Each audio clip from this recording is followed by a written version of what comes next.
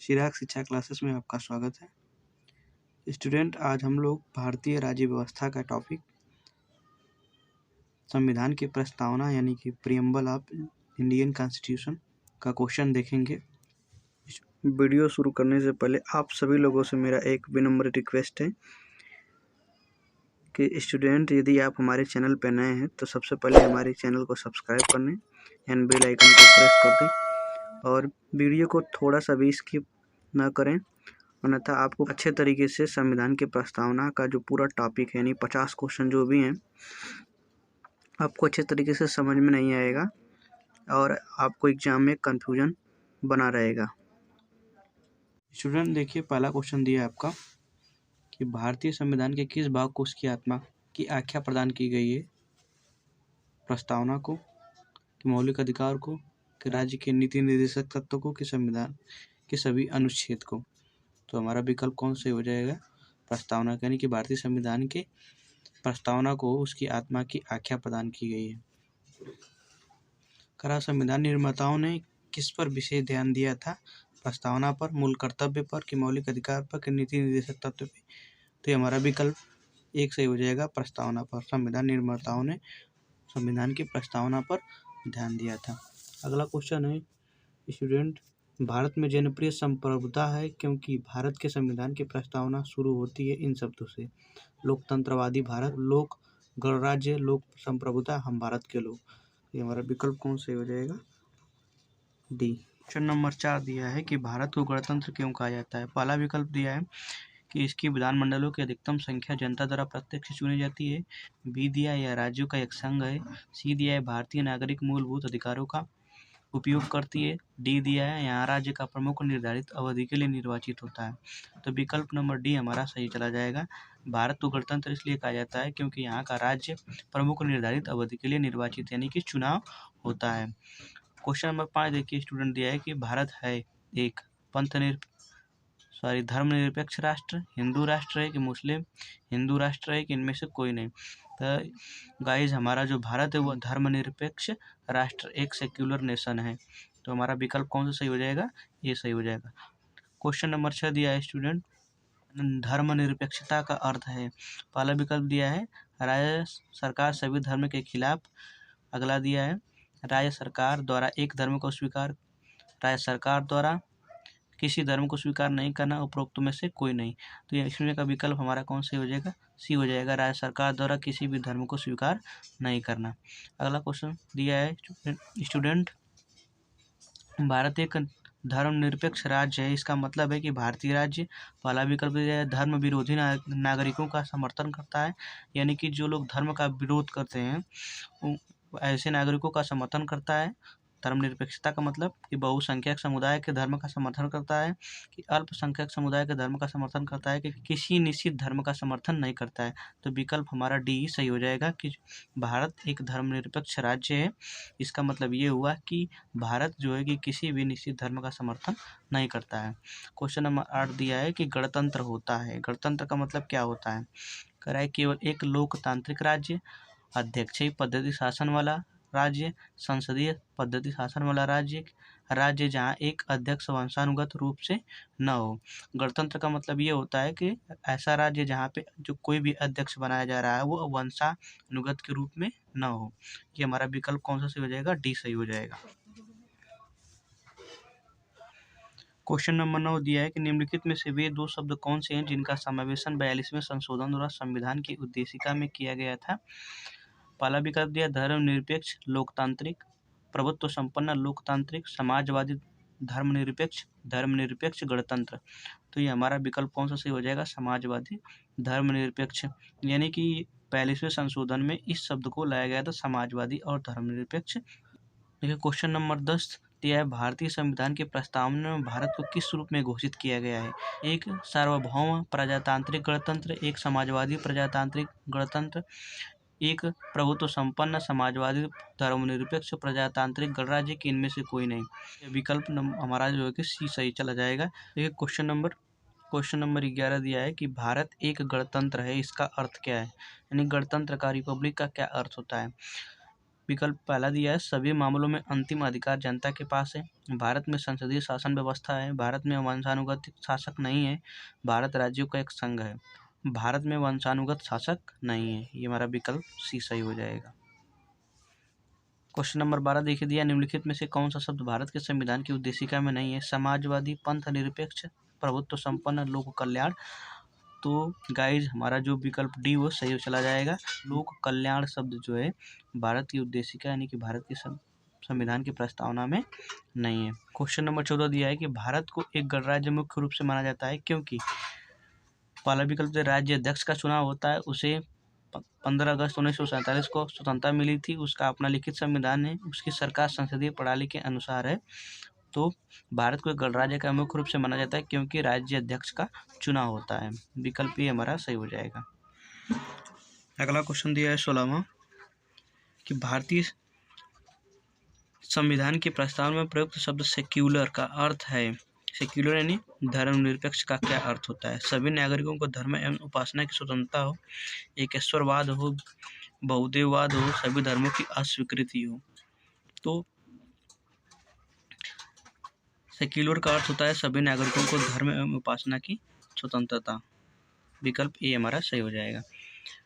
अगला दिया है देखिए कह रहा है कि शब्द धर्मनिरपेक्ष यानी सेक्युलर शब्द भारत के संविधान की प्रस्तावना में जोड़ा गया था। इसके विषय में निम्नलिखित में से कथनों में से कौन सा सही है। यह वर्ष 1976 में जोड़ा गया था। दूसरा दिया यह 44वें संविधान संशोधन द्वारा जोड़ा गया था। यह 42वें संविधान संशोधन द्वारा जोड़ा गया था कि यह मूल प्रस्तावना में था। विकल्प दिया है ए और 2, बी दिया है 1 और 3, केवल 4 और केवल 3। तो विकल्प ये हमारा हो जाएगा 1 और 3 यानी कि 1976 में यह जोड़ा गया था। जो भारतीय संविधान का 42वां संविधान संशोधन था उसमें जो है कि धर्मनिरपेक्ष शब्द को जोड़ा गया था। क्वेश्चन नंबर 18 दिया है भारतीय संविधान की प्रस्तावना में लिखित हम भारत के लोग we the people of India से क्या अर्थ निकलता है। पहला दिया भारतीय गणराज्य की प्रभुता जनता में निहित है। संविधान का निर्माण भारत की जनता द्वारा हुआ है। संविधान निर्माता भारत की जनता का प्रतिनिधित्व करते हैं। भारत का संविधान भारत की जनता की सहमति पर आधारित है। तो इसका सही हो जाएगा विकल्प बी, संविधान का निर्माण भारत की जनता द्वारा हुआ है। ठीक। क्वेश्चन नंबर 19 देखिए करा समाजवाद का अर्थ है सामाजिक नियंत्रण, राष्ट्रीयकरण, सामाजिक न्याय, सामाजिक स्पर्धा। समाजवाद का अर्थ होता है सामाजिक न्याय यानी कि विकल्प सी हमारा सही हो जाएगा।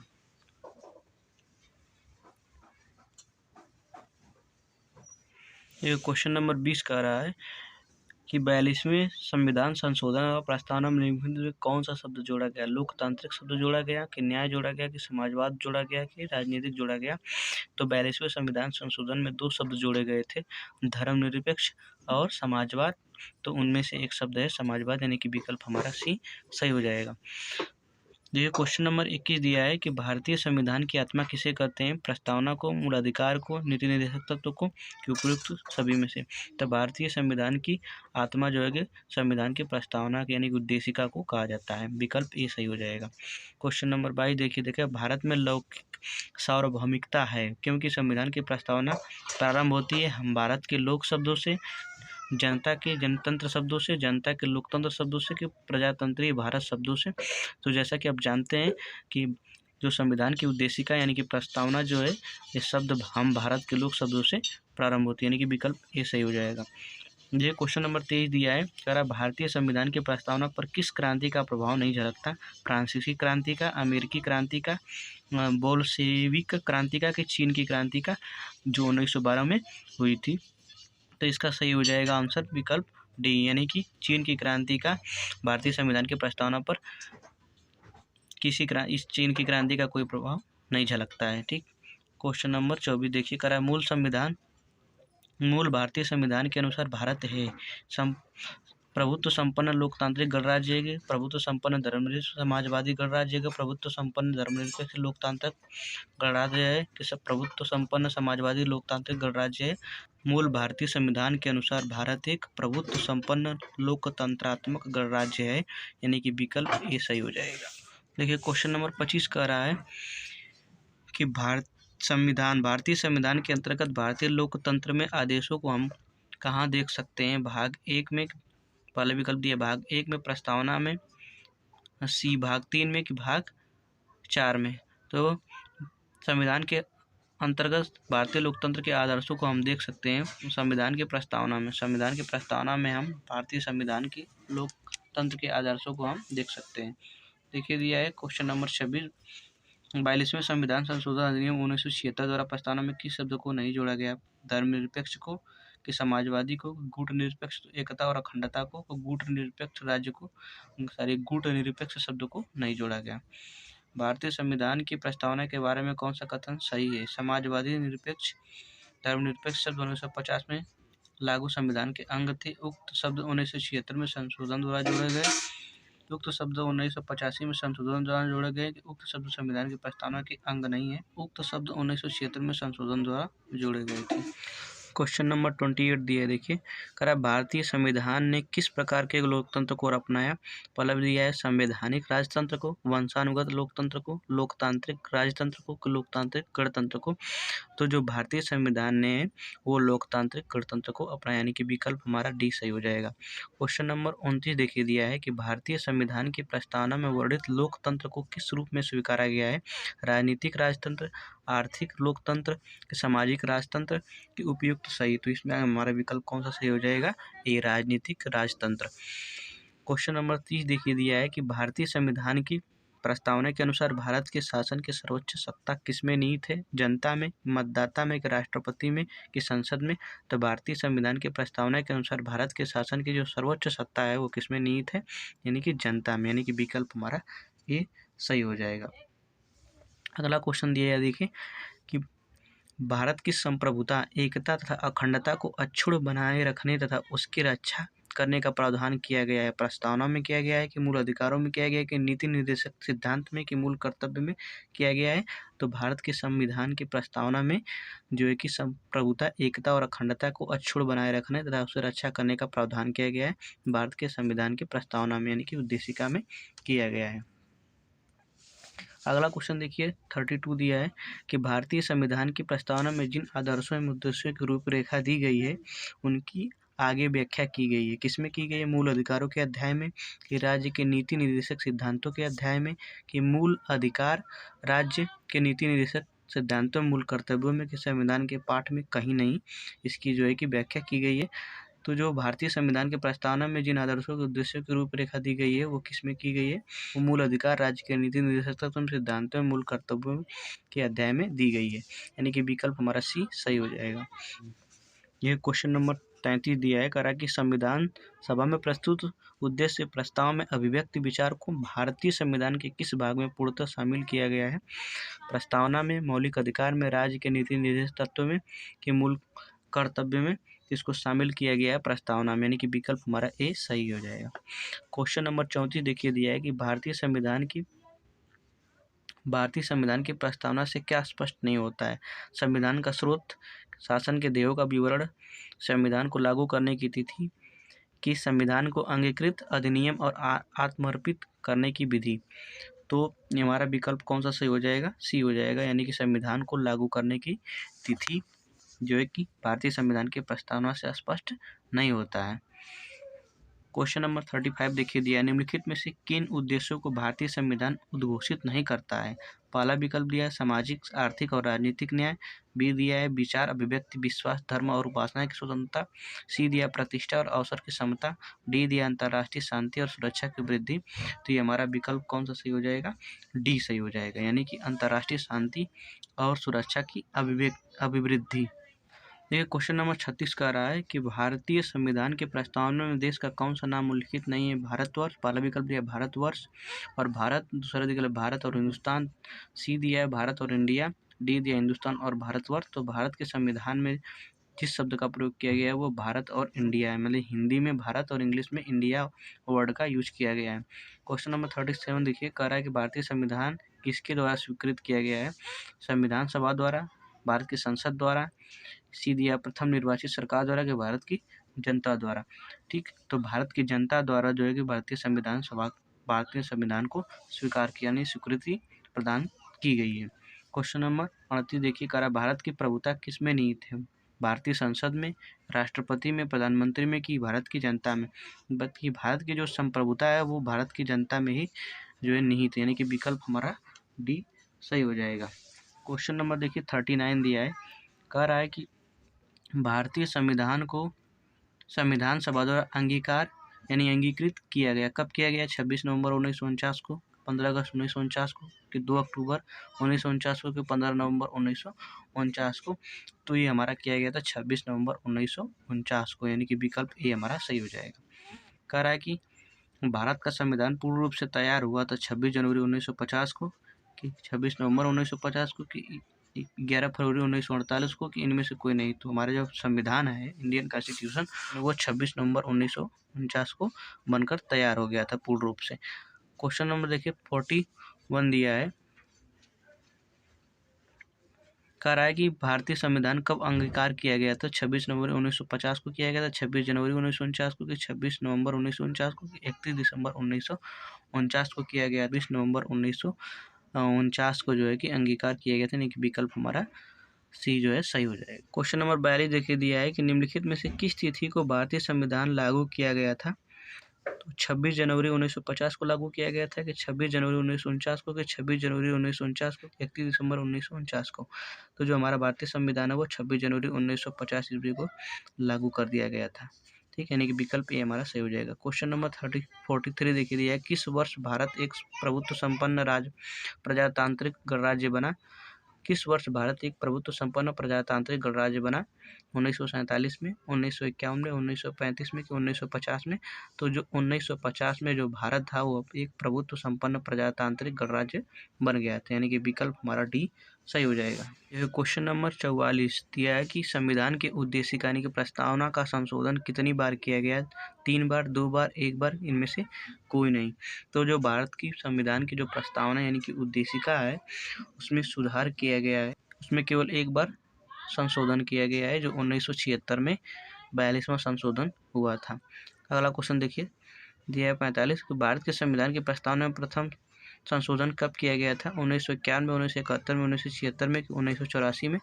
तो 42वां संशोधन किया गया था 1976 ईस्वी में, विकल्प सी हमारा सही हो जाएगा।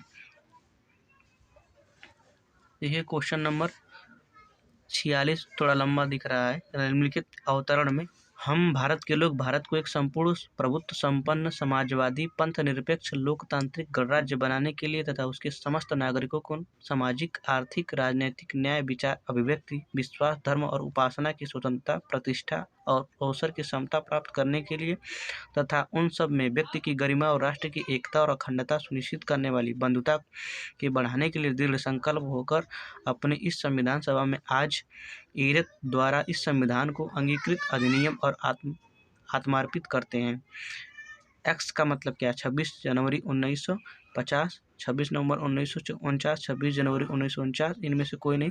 तो ये हमारा विकल्प एक्स का मतलब हो जाएगा 26 नवंबर 1949, यानी कि विकल्प बी हमारा सही हो जाएगा।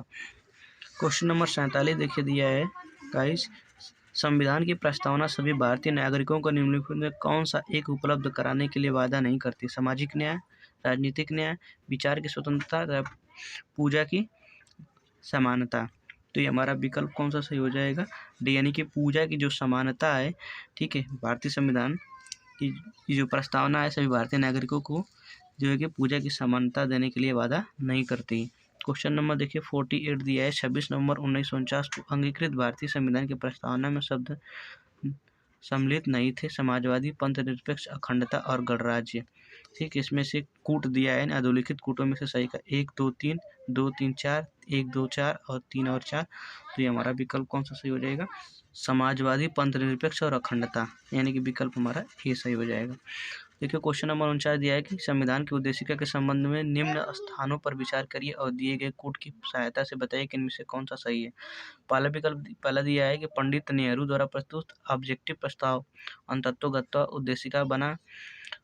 2 दिया है इसकी प्रकृति न्याय योग्य नहीं है। तीसरा दिया है इसका संशोधन नहीं किया सकता, संविधान के विशिष्ट प्रावधानों को यह रद्द नहीं कर सकता। ठीक है, तो इसका विकल्प हमारा सही हो जाएगा केवल 1, 2 और 4 यानी कि पंडित नेहरू द्वारा प्रस्तुत ऑब्जेक्टिव प्रस्ताव अंतर्गतता उद्देशिका बना।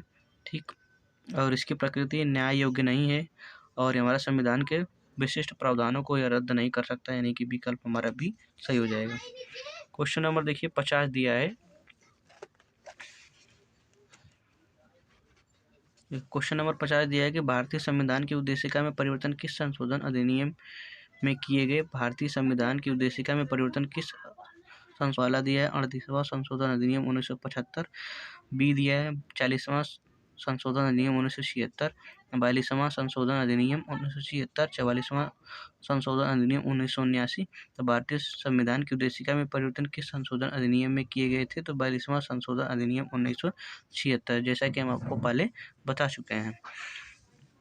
तो आज के लिए इतना ही, तब तक के लिए धन्यवाद। अगर हमारे चैनल पे आप नए हैं तो हमारे चैनल को सब्सक्राइब, लाइक, शेयर जरूर करें।